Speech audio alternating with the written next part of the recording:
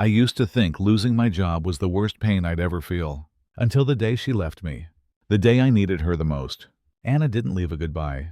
Just a crumpled note on the kitchen counter, scrawled in haste. I need a man who can give me a future. Don't come looking for me. I stood there frozen. My fingers clenched the papers so tight they trembled. And my chest felt like someone was squeezing the life out of it. That night, rain poured down hard on the tin roof. The sound of it, like the screams I was too proud to let out. In the darkness, the smell of cold coffee still lingered on the table. The same table where Anna used to sit, laughing like sunshine. For weeks after, I couldn't bring myself to walk past the diner where we used to meet. I couldn't listen to her favorite song. I couldn't even look in the mirror, because the man staring back was just a hollow shell with empty eyes. A year passed. Somehow, I learned to stand again. I opened a small coffee shop on the corner. I forced myself to smile at customers, even though every night I'd sit alone in that old chair, listening to the rain outside, with a lump in my throat that wouldn't go away. And then, that night came. Near midnight, I heard knocking at the door. 3 knocks, then 4, each one heavy, desperate, like someone was pounding with their last ounce of hope. I got up. I opened the door. And there she was, Anna. She stood in the pouring rain, soaked to the bone. Her hair hung in wet strands, hiding half her gaunt face. In her arms, a newborn baby, wrapped in a thin blanket, crying hard and turning purple. Jason, I have nowhere else to go. Please, don't turn me away. I looked at Anna, then at the tiny, trembling baby in her arms. Was this child mine? Or was it the child of the man she left me for? I didn't know, but deep down, I felt it. If I let her in tonight, my heart might shatter all over again. I had to decide. Do I save her, or do I save myself from the pain? One more time. My name is Jason. I'm 40. Before everything fell apart, I thought I was one of the lucky ones. A good job, a beautiful wife, a little house filled with laughter. I really believed this was the kind of home that would last a lifetime. I met Anna when she was just 24. Back then, she came to interview for a project assistant role at my company. She was young, with deep brown eyes and a gentle smile.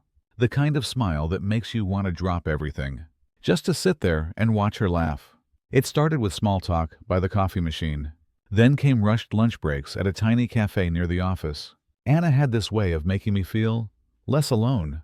I was 32 at the time. I'd loved, I'd broken up. I was tired of shallow relationships that went nowhere. But Anna made me believe. Maybe this time, I'd finally found the right person. 2 years later, we got married. A simple wedding in my parents' backyard, with only a handful of family and close friends. I can still picture Anna walking toward me in her white dress, clutching a bouquet of white roses, her eyes glistening as they locked with mine. When I slid the ring onto her finger, I whispered to myself, I'll do everything I can to protect that smile. The first years of marriage were quiet. I threw myself into work, chasing promotions, telling myself I was doing it so Anna wouldn't have to struggle. She quit her job and started selling flowers online, a small dream I supported with all my heart. Most nights, I came home late to find her waiting at the table, dinner cold, but perfectly laid out. She'd smile as I walked in. Eat up. I just reheated it for you. I'd rush through the meal, then open my laptop to keep working, while she cleaned up in silence. Maybe I was too busy to notice that her smile had started to fade. We talked about having kids early on. At first, we were both excited. But month after month, the test strips kept showing just one line.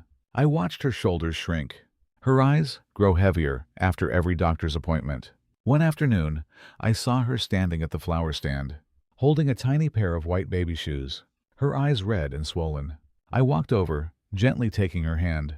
It's going to be okay, someday. She nodded, but deep down, I knew. Those words weren't enough to ease her pain. One night, as I worked at my desk, Anna sat by the window, the soft yellow light casting shadows on her sad face. She whispered, "Do you think, if we never have children, I'll still be happy?" I froze. I turned to her, fumbling for words. I don't know, but I'll always love you." Anna stayed quiet for a long time. Then she forced a faint smile. "I love you too, but I also love the idea of a complete family." That sentence, it felt like a tiny crack. Small, but enough to send a chill down my spine. I didn't realize it back then, But that's when the distance between us began to grow, not measured in feet or meters, but in long, lonely nights inside the very house we once called home. After that night, I tried to pay more attention to Anna. But the more I tried, the more I realized she'd already started slipping out of my reach, and I didn't even notice when it began. Anna often sat by the window, her eyes distant, watching young families walk their kids down the street. One time, at the supermarket, she stopped in front of the baby aisle and stood there for what felt like forever. Her slender fingers brushed gently over a pair of tiny baby shoes, her eyes welling up. I walked over, took her hand, and forced a smile. "One day, we'll be buying these for our baby, I promise." Anna nodded, but it was so faint. I could tell she didn't believe that promise anymore. There was a growing distance between us. Neither of us spoke about it, but we both felt it. I buried myself in work, telling myself that saving enough for IVF would save this marriage too. But the harder I worked, the further away she drifted. One night, I came home late after another endless meeting. Anna was sitting alone in the living room, the dim light from the lamp casting a pale glow on her gaunt face. 2 plates of cold food sat untouched on the table. She looked at me, her voice calm. So calm it chilled me to the bone. "Are you working late? To make more money? Or to avoid me?" I froze at the doorway, my shoes still on. "Anna, why would you say that? I'm doing all this for us." She let out a dry, brittle laugh, tears glinting in her tired eyes. "The thing is, while you're doing everything for us, do you even realize how alone I've been?" I wanted to step forward, wanted to hold her tight and tell her I was sorry. But she stood up, walked straight into the bedroom, and shut the door. That night, I lay awake on the couch, staring at the ceiling. I couldn't remember. When was the last time we fell asleep holding each other? The next morning, Anna woke up early and made breakfast. She still smiled as she placed the plate of eggs in front of me. But her smile was so fragile, it felt like a breeze could blow it away. Before I could say anything, she left, leaving behind a quiet kitchen and the smell of fresh coffee lingering in the air. One evening, I came home earlier than usual. I saw Anna standing on the balcony, phone in hand, her voice soft, so soft I couldn't make out the words. But then I heard it, a sentence that hit me like thunder. "Yeah, I miss you too, but he still doesn't suspect a thing." My chest tightened like a vice. I didn't want to believe what I just heard. Anna turned and froze when she saw me standing there. She quickly tucked her phone away and said, almost too fast, "It was Mary. She just got divorced and keeps calling to talk." I nodded, forcing a smile. But that night, as Anna slept, I lay there staring at the ceiling, listening to the rain fall on the roof, and feeling completely hollow inside. Before I drifted off, I heard Anna whisper, her voice trembling as if on the edge of tears. "Do you remember the last time we laughed together?" I stayed silent, and so did she, turning her face away. I don't know. Maybe that was the moment I truly lost Anna, but I was too scared to admit it. So I pretended everything was fine. I never thought there would come a day when I had to study my own wife, like an outsider trying to understand a stranger. In recent months, Anna had changed. She often went out in the evenings, saying she was meeting friends, volunteering at church, or sometimes offering nothing more than a quiet, "I just need some time alone." At first, I believed her. I told myself, maybe she just needs space to clear her head. But then, the little signs started to show. One Friday evening, Anna put on the pale blue dress I gave her for her birthday. "That dress?" she once said. "I only wear this when I'm with you. Don't wait for me at dinner." "I'll be late," she said, spritzing a bit of perfume in front of the mirror. I swallowed hard, trying to hide the lump in my throat. "Who are you meeting?" Anna grabbed her purse, her answer clipped and casual.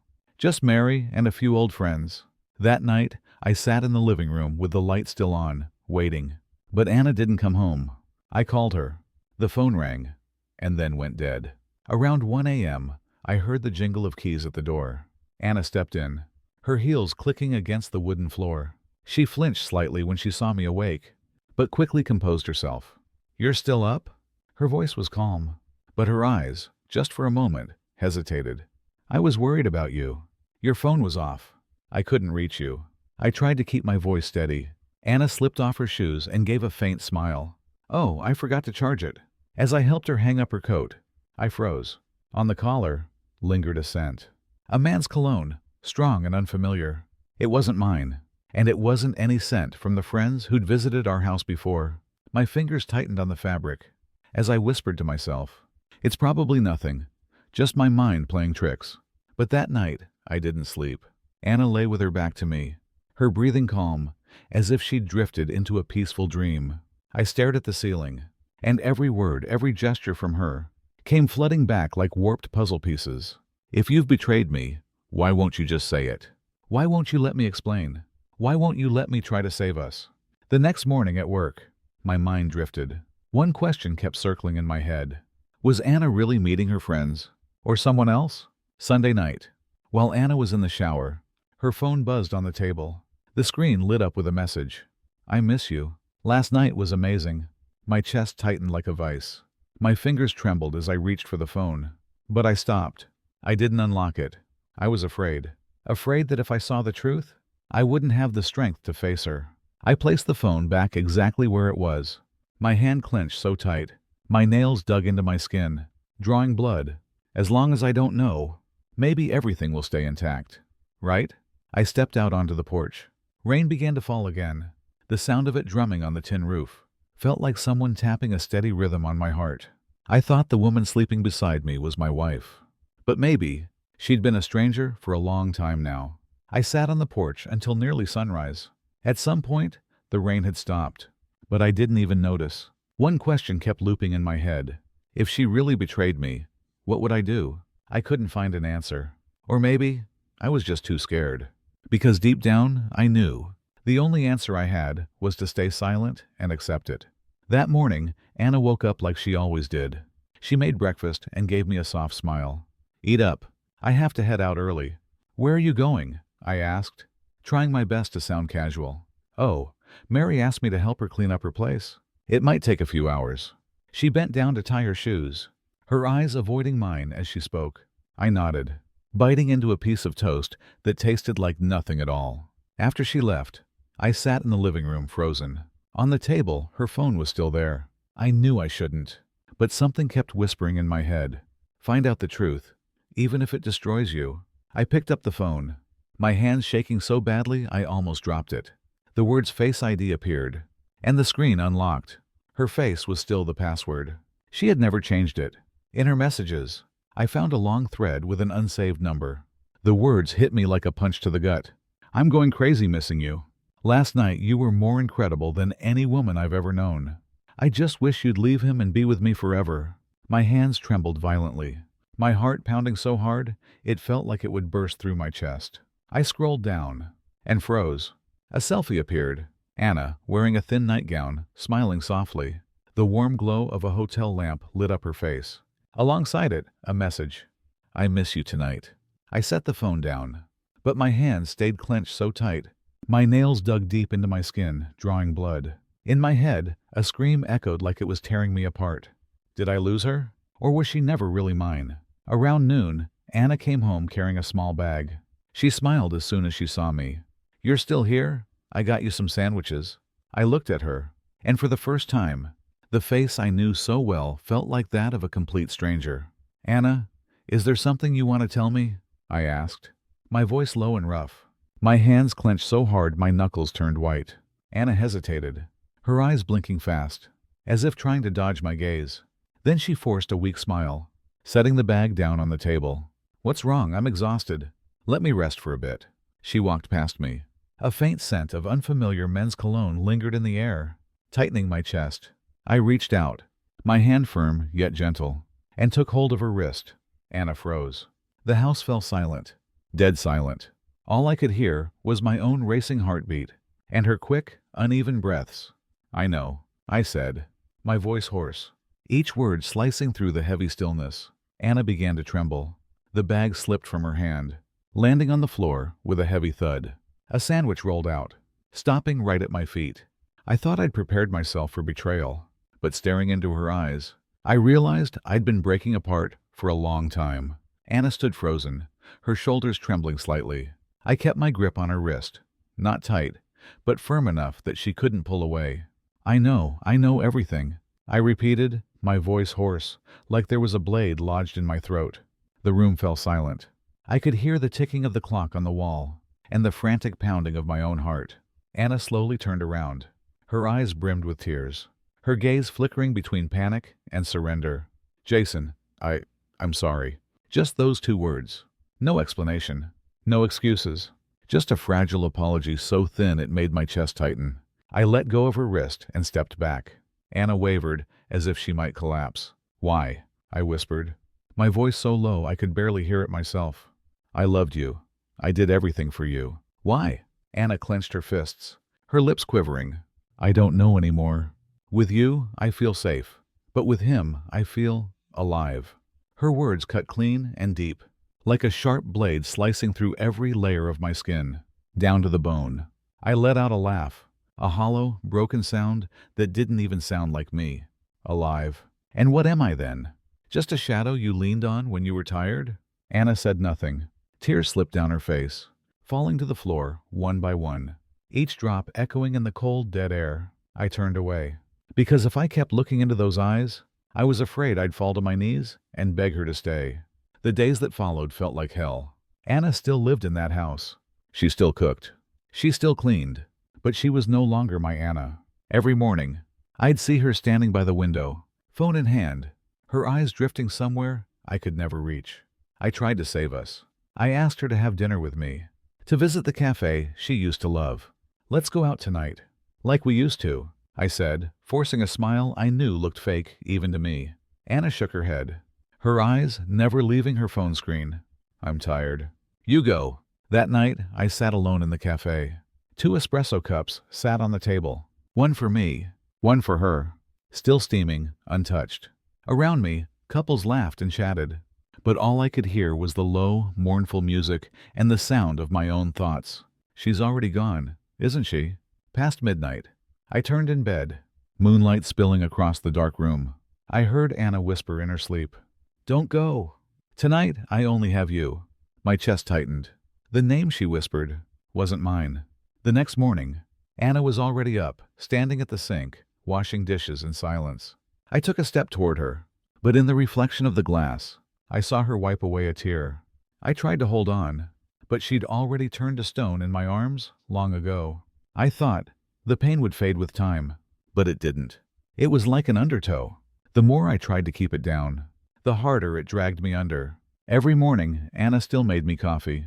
The same familiar white ceramic mug, the rich aroma filling the kitchen. But when she handed me the cup, she no longer looked me in the eye. I wanted to hold her gaze. I wanted to see the Anna who used to smile at me like she did in the old days. But her eyes were empty now. I couldn't sleep anymore. Night after night, I sat by the window in silence, watching the faint outline of her body lying with her back turned to me. Who was she thinking about? The other man? Or me?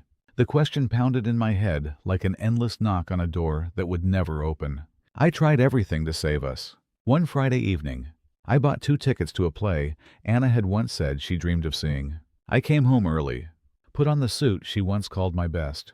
You look like a real gentleman in that one. As I slipped my wallet into my jacket pocket, her small leather purse fell to the floor. I picked it up, and my eyes caught something inside. A hotel keycard, and a folded note. Room 503, 8 p.m. My chest tightened. My fingers shook violently. The whole room spun around me. I took a deep breath, forcing a smile as Anna stepped out of the bedroom. Come with me tonight? We've never seen a play together, I said, my voice so low it barely sounded like mine. Anna looked at the tickets in my hand. For a moment, I saw the corners of her mouth twitch. Then her eyes went blank again. I'm sorry. I already promised Mary I'd meet her. I swallowed the anger rising in my throat. I nodded and turned away, afraid if I stayed a second longer, I wouldn't be able to stop myself from asking, Mary or him? That night, I sat alone in the theater, the seat beside me cold and empty. Around me, laughter and applause filled the hall. But to me, it was nothing but a hollow void. I reached out to touch the empty seat next to me, imagining Anna sitting there, her head resting gently on my shoulder like she used to. When I came home, Anna was sitting in the living room, the soft yellow glow of the lamp casting shadows on her face. Her phone lit up on the table with a new message. I'm here. Are you coming down? Anna picked up the phone, startled when she noticed me standing in the doorway. You're still up? She asked. her voice so faint it nearly dissolved into the air. "Where are you going?" I asked, trying to keep my voice calm, though my hands were trembling. Anna hesitated for a moment. Then she whispered, like an exhale, "I just need some air. I won't be long." I didn't say another word. I stepped into the bedroom. The door clicked shut behind me, but inside my chest, a deep, empty chasm opened wide. Around midnight, I heard the soft sound of the front door closing. I walked out. The house was silent. She was gone. I sank into the sofa, my eyes fixed on the nothingness in front of me. In my head, a voice spoke quietly. "Jason, how much longer will you endure this? Will you wait for her to come back? Or let her go forever?" I pulled out my phone and opened old messages from Anna. The words stared back at me. "I love you more than anything. You're my whole sky. I promise I'll hold your hand to the end of the road." My hand shook as I gripped the phone tighter. Suddenly my screen lit up. A message from an unknown number. "I'm sorry. I don't want to hurt you anymore, but Anna has chosen to leave." It wasn't that message that killed me. It was her silence that became the final blow. I don't remember how long I sat on that sofa. Outside, the rain kept falling, trickling down the glass window, reflecting the hollow face staring back at me. The phone screen was still lit up with the last message. "I'm sorry. I don't want to hurt you anymore, but Anna has chosen to leave." I gripped the phone tighter, my nails digging so deep into my palm they drew blood. She's made her choice. But what about me? Do I let go or keep holding on? Around 3 a.m., the front door creaked open softly. I didn't look up, but I heard the sound of her footsteps, light, cautious. As Anna slipped into the house, she stopped in the middle of the living room, her breathing quick and uneven. That scent lingered in the air. A man's cologne. His cologne. "You're back," I said, my voice low and cracked, like old wood splitting apart. Anna froze. The room went silent, broken only by the steady drumming of rain on the roof. "Jason, you're still awake?" she asked, her voice trembling slightly. "I'm afraid. If I fall asleep, I'll wake up tomorrow, and you'll be gone." Anna set her bag down on the chair, then took slow steps toward me. Her eyes were swollen and red, tears clinging to her lashes. "I'm sorry," she whispered. Those words cut deep, like an open wound that wouldn't stop bleeding. I looked straight into her eyes, a sharp pain spreading across my chest. "Sorry, yet you still went to him. Sorry, yet you come home as if you'd never betrayed me." "I still love you, even after all this," I choked out, my voice rough, each word falling heavy to the floor. "But do you still love me?" Anna broke down. She collapsed to her knees, her hands covering her face as sobs shook her whole body. I don't know," she cried. "Jason, I hate myself. I hate that I've hurt you like this." Her voice cracked as she whispered, "I'm pregnant, but I don't know whose child it is." The room caved in on me. My heart shattered into 100 sharp pieces. I stared at the woman in front of me, struggling to breathe, as the air felt thick and heavy in my throat. "Why, Anna? Why did it have to be me?" I whispered, my voice trembling like that of a lost child. Anna looked up, her tear-soaked eyes meeting mine. "I'm sorry, but I've lost my way. I can't control my heart anymore." That night, Anna came home, but I knew the woman I loved had already left long ago.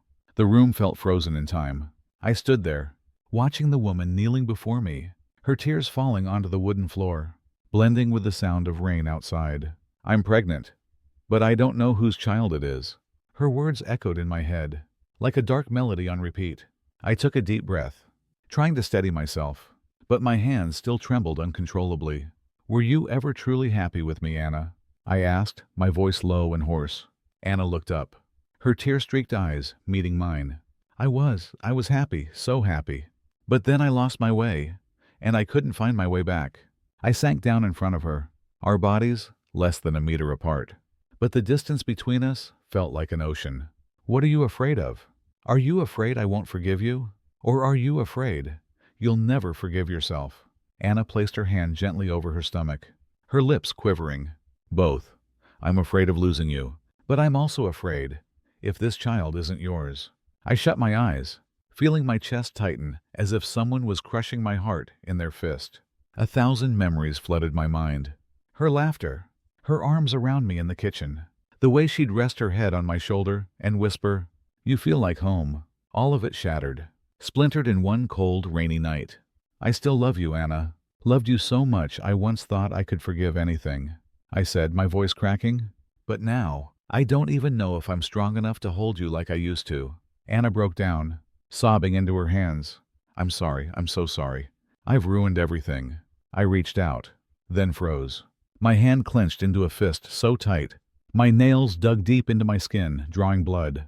Anna's voice trembled, each word slicing through me like a blade. Jason, I've accepted his proposal. But I needed to see you one last time, to say goodbye. The room collapsed around me. I shot to my feet, my fist slamming down hard onto the table.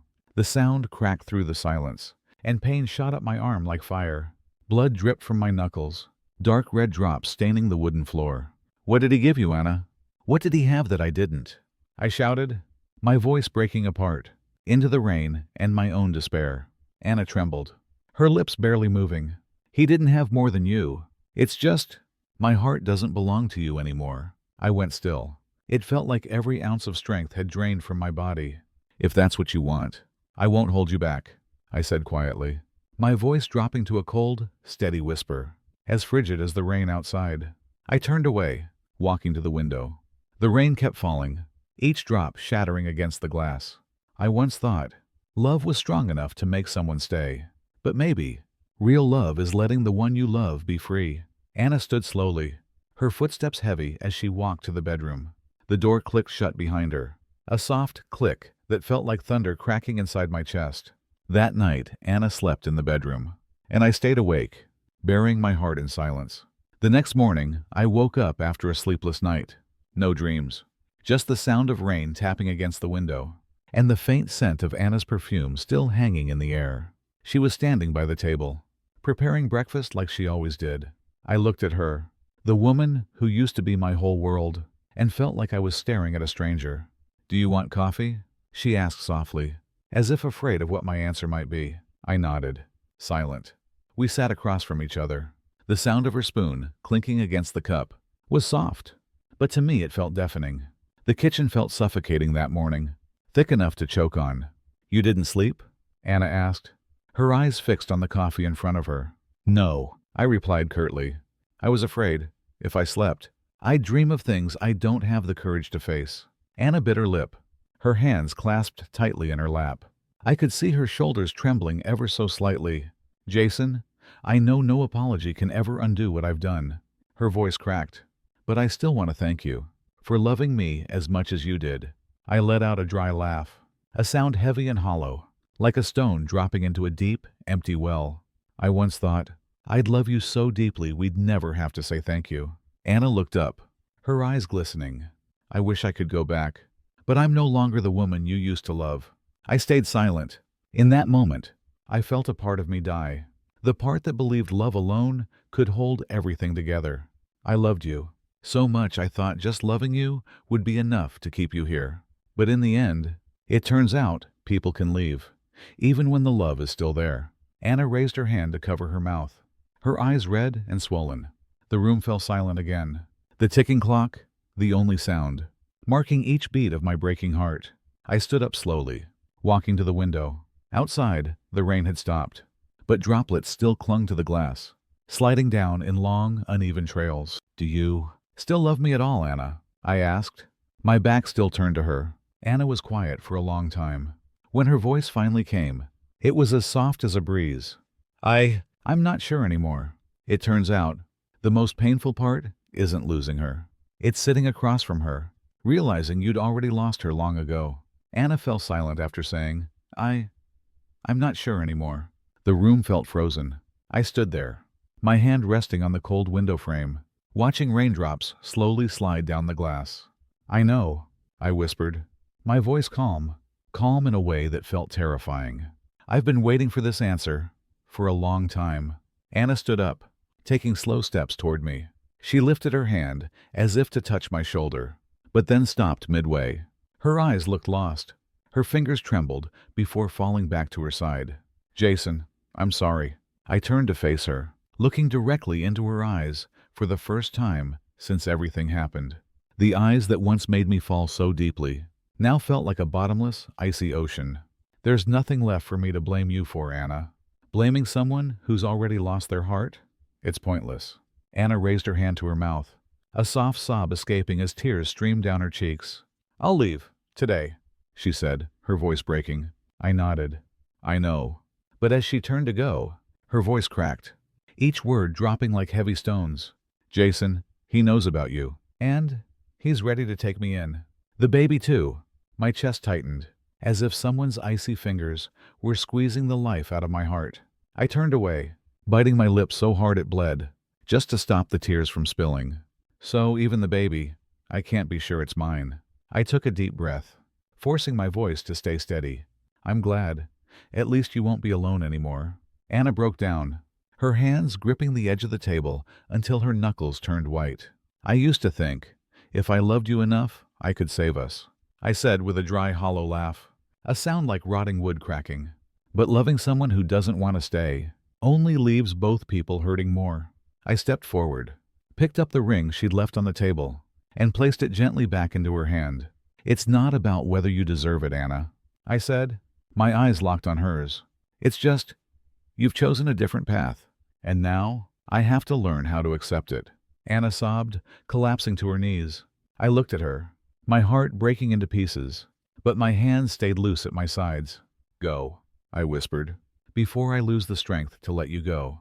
Anna rose to her feet, her shoulders trembling as she walked slowly toward the door. Her footsteps echoed through the empty house, each step pressing down on my chest like a weight. The door opened, letting in the pale morning light. Anna turned back one last time, her eyes glistening. Thank you for everything, she whispered. I didn't answer. I just smiled, the most fragile, exhausted smile of my life. The door closed. A soft click echoed through the house, louder and heavier than any scream. The night she left, I learned how to hold on to myself, instead of holding on to someone who had already let go. The house felt unnaturally quiet after Anna left. No more footsteps in the kitchen every morning. No faint trace of her perfume on the pillow. Just me, and a silence so vast it felt like it could swallow every sound whole. In the first few days, I lived like a shadow. I went to work, came home, ate alone, slept alone. The house felt larger somehow, its walls echoing back the sound of my own sighs. Some nights, I stayed awake until dawn, not because I missed Anna, but because I was afraid of the emptiness she left behind. That void forced me to face someone I'd long forgotten, myself. I realized the deepest pain wasn't losing Anna.